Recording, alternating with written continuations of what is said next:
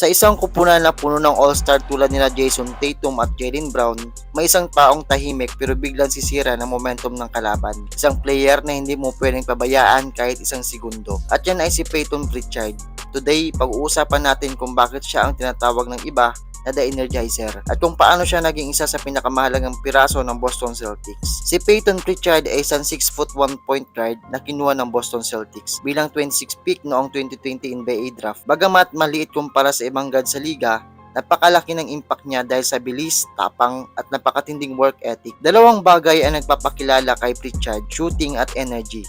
Una, elite shooter siya off the bench. Kilala siya sa mabilis na release at long range shots, minsan mula pa sa logo. Sa bawat pagpasok niya sa laro, agad na nagbabago ang spacing ng Celtics. Pangalawa, high motor player.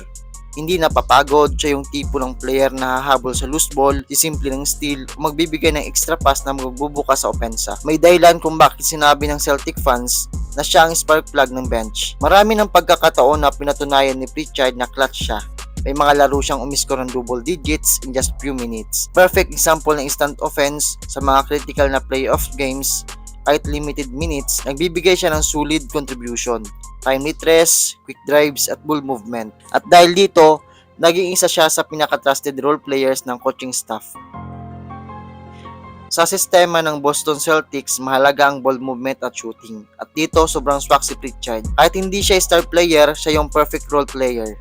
Marunong pumili ng tamang tira, hindi selfish at palaging handa. Kapag kailangan ng Celtics ng bilis, energy o big shot, si Pritchard ang isa sa pinakaunang tinatawag. At sa isang championship caliber team, sobrang crucial na mga ganitong klaseng player. Sa edad niya at sa husay niya ngayon, marami pang pwedeng maabot si Payton Pritchard. Pwede siyang maging isa sa top bench guard sa buong NBA. O kaya ay maging consistent 6th-man candidate. Ang future niya, paliwanag, dahil player siya na hindi umaasa sa athleticism, pero sa IQ, skills at hard work. Kaya kung akala ng iba na role player lang si Payton Pritchard, nagkakamali sila. Dahil sa likod ng mga superstars, may isang shooter na handang pumatay ng momentum at magbigay ng spark, at yan ang nagbubuo sa championship DNA ng Celtics. Kung gusto mo ng mas maraming NBA stories, player breakdowns at basketball content, don't forget to like, subscribe at i-click ang bell button.